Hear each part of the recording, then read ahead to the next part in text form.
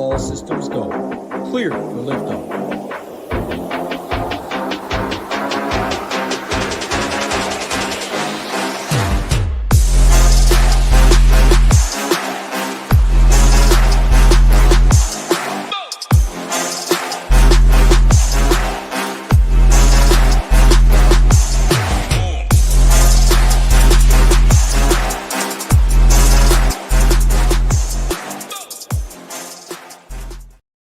Good evening. Three rounds down and complete from Memphis. Scores were not as low today in terms of mega pop rounds. Obviously, Sam Burns got out there and torched it up. But as the golf course gets a little firmer by like the minute, it feels like by the hour. And preview sneak peek going to be the same way tomorrow. Fairways are becoming more at a premium. Getting the ball up and down is becoming more at a premium, and just playing from that confined area of just ball strike, stay in order, fairways, greens, is becoming more in order. It's not playing like a major, but we're not seeing too many crazy rounds like we saw in on Thursday and Friday. I'm kind of loving how it's shaping up for the weekend. We're in good position. Didn't have the best showdown day in round 3. We had a much better round 1 and 2. Hopefully we can bounce back tomorrow. And like I said, we didn't see as many lights out rounds like we saw earlier to start the week. So let's bring the screen up. Let's talk about what we got going so far. Sam Burns, Tom Kim, and Siwoo Kim all shot rounds of 65 or better. This is the first day we've only had 3 rounds of 65 or better. So far, we've seen some better scoring in round 1 and 2 in terms of top end scoring.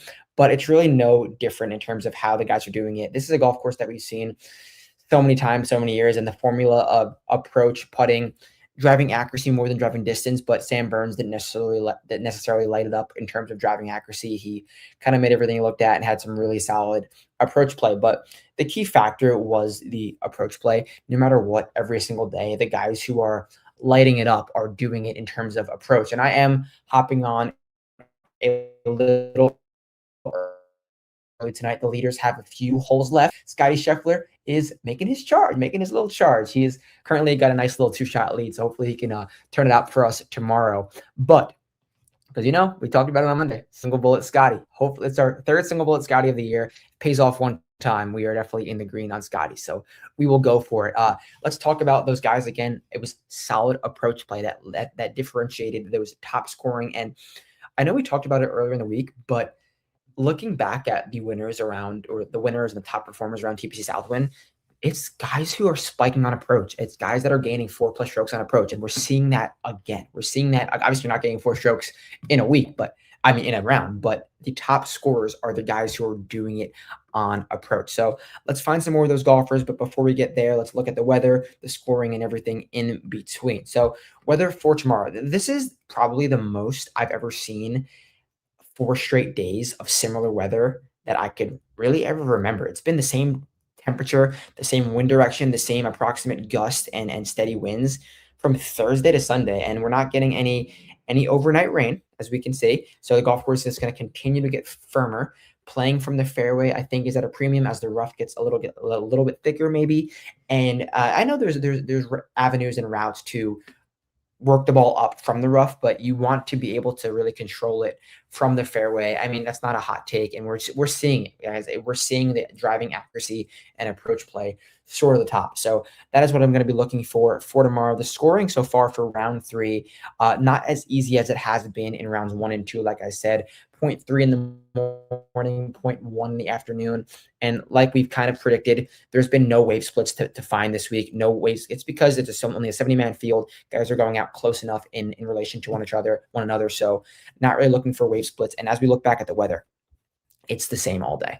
It is the same all day. I will say the one thing I am looking for in terms of split for tomorrow is I'm going to be chasing mainly golfers who are around the top 20. I know we kind of touch on this every Sunday. Do I want to go with mega chasers, guys to shoot that 63 and post that backdoor top 10? I don't see many being out there tomorrow. I know obviously Sam Burns did it today, but am I going to try to put a lineup of 3 to 4 golfers outside the top 20 and try to find that needle in a haystack? I don't think I'm going to. If I miss it, I can live with it. I'm going to try to find guys who are already in the top 20, not too many strokes outside the top 10, and find guys to backdoor it, but not a backdoor 62. Backdoor it with a 65, 66 and get those placement points, because there's not the most birdies out here this week. Like we see way more birdies in a normal week. This golf course is by no means easy. Like less than 20 under is going to win. And I know that's nothing crazy, but you know what I'm saying. This is not a mega birdie fest, and there's not that many birdies out there. So staying with guys within striking distance to make that birdie average of 3 to 5 or even less and still backdoor that top 10 is what I am looking for tomorrow. So that's kind of what I'm chasing for. Stats is the same stuff that we've been seeing, where it's driving accuracy, approach, find that spike putter. So we're going to look for golfers who are doing good things on approach, doing good things in terms of accuracy, but accuracy is not the end of the world. And then finding golfers who have room to grow on the putting green. So let's talk about contest selections, the site, and then we will find our golfers. We will find our golfers. So in terms of contest selection for round 4, we're going to go with another single entry. We're going to go with PGA Tour Showdown 20K long drive. $100 single entry, $3K up top, and that 10% is all the way at 18th place. Pays out 47 of 222 entries. Scotty for bird, low. I like this payout structure because that 10% mark is at the 18th place. So if you're not a golfer, I know you're not a PGA Tour golfer. If you're not a player who generally mints top 10, top 5 finishes, but you're in the green, this is a great contest for you to get into. So PGA Tour, 20K long drive.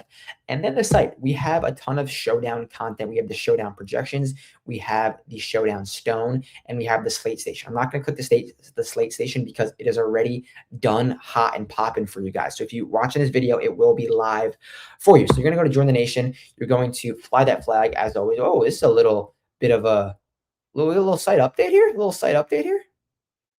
Maybe. I'd never seen that screen before. So if you want every single sport, all access plus optimizer, get that Sabre Sim, you just want the golf, PGA plus optimizer, use that code BOOTS. That code BOOTS will get you 10% off. If you've never signed up before, good time to sign up. It is the playoffs, some fun contests probably coming next week for the BMW Championship. So get in, code BOOTS, all of that information. And if you're joining for Showdown, use my slate plan, use the Stone, and use the projections. Sprinkle a few names from each into the optimizer, have the mathematicians, have the elite brains of the optimizer builders build you a lineup, build you multiple lineups. So that is what I would suggest. Don't just lean on one thing. I like leaning on multiple avenues, maybe 2 avenues. Get unique with it and build some lineups. Get a little different. So optimizer is where we're going to go. Code BOOTS. Now for the fun part, we're going to look for golfers that check boxes for us. So bringing up the stats, bringing up the leaderboard. So far in round 3, rounds 1, 2, and 3, I'm going to be kind of searching from this like top 23 mark and below. So right here, I like this profile. Plus 1.71 off the tee, even on approach, and plus 1.2 on the putting greens. This golfer is telling me that they're doing enough off the tee, they're putting well enough, and they're about a 0 on approach. A 0 on approach, it means they're doing some good things, some bad things, but they have room to gain. They have room to gain on the putting greens, and on approach. That is Xander Schauffele. I know he's 3 under. He's what is he? 3 strokes back of the top 10. 4 strokes back of the top 10. He can shoot a 66, a 65 and backdoor. I love that profile a lot. I'd kind of stay away from this JJ Spawn, who is losing 2 strokes on approach. I kind of stay away from this profile right here, even though it is solid approach. It's kind of it could be a ceiling performance already from Jackson Coyben in terms of approach. I don't really see him getting much more than 5 strokes on approach, maybe another stroke, but I don't want to trust that putter. I like this profile. This is not a ceiling performance by any means from Ricky Fowler. He's gaining 4 strokes on approach, which isn't only, but it's solid, and he's only gaining 1 stroke on the greens. That means he does have room to grow. That means he does have room to make some hay in terms of approach and putting. I do like that profile a lot. Love what we're seeing from Matt Fitzpatrick. A steady 3 rounds, only 1 under today, kind of just working his way along with the room to gain on approach, with the room to gain on the greens. And he's not driving it that well. We know Matt Fitzpatrick is a great driver of the golf ball. So I'm loving that profile. I will look for a few profiles down the board because we can't just go for every golfer who's already inside the top 20. The fact that Cameron Young is gaining about 2 strokes short game and losing almost 3 strokes ball striking, is concerning, but for elites like that, I'm okay with chasing some poor ball striking. Cameron Young has been doing nothing but amazing things in terms of the ball striking. I don't really see him being shut out in terms of the ball striking. So I don't mind buying Cameron Young right now, even though he's only even par through 3 rounds, T41. He should be able to find something with the ball striking. Absolutely love Max Homa as well. I'll bring his profile up. Max Homa is currently in a T for 38. He's gaining about a stroke and a half ball striking, losing 1.8 on the greens. But Max Homa is a streaky putter. 1.8 in 3 rounds is not the end of the world. I believe he's probably had maybe one positive putting day and probably maybe 1 or 2 rough ones. So let's take a look at Max Homa's profile to get that complete details. Round 3, he was -1. Round 2, he was -0.3. And so it's been 0, 0, and then a bad one in round 3.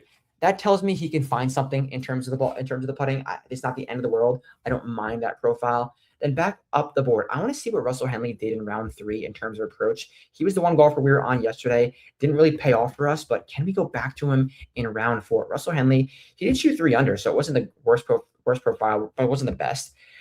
He's losing 2 strokes on approach, but the approach play is not there yet. I still don't think he gets shut out this poorly in terms of the approach. Like, you're telling me Russell Henley is gaining 2nd in accuracy, 7th in putting, but his best skill set arguably is the irons, and he's losing this many.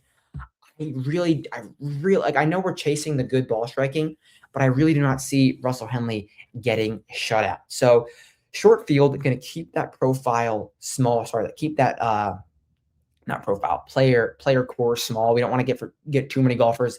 I will give you one more though. I will give you the one golfer that I am on for tomorrow. It's a golfer who had a really, really nice round 1. It's a golfer that everyone wants to see succeed, and it is a golfer by the name of Jordan Spieth. Jordan Spieth currently is in a tie for, let's see, Spieth. Where is he? I guess we can't type. SP. Jordan Spieth in a tie for 13th. He's plenty enough in terms of in striking distance. He is doing some things well. He's gaining strokes currently in every single profile, off the tee, approach, around the green, putting, hitting enough fairways, not doing anything perfectly, which is fine. That is a profile that I love to play at a tee for 13. He needs a nice round 4 to back toward that top 10 to make sure he's around for the next few weeks. And we know Jordan Spieth has great spike ability in every category. And if he's playing from the outside looking in, he's going to be a free-for-all, hopefully, and fire at passively aggressive. I just love his spike ability. I love what he did in round 1, and I'm willing to buy it again in round 4. He's in the 7K range. You can basically play him with anybody, and he's not going to garner a crazy amount of ownership. So Jordan Spieth is the one golfer that I am on for round 4. And as always, the song of the day before we get out of here, some Australian metalcore for you, because why not? We're going to go with a new song by Northland called Cut It. Check it out. Let me know what you think, and I will be back Monday afternoon with the BMW Championship preview. Thank you guys for tuning in. I'll catch you guys then. Peace out.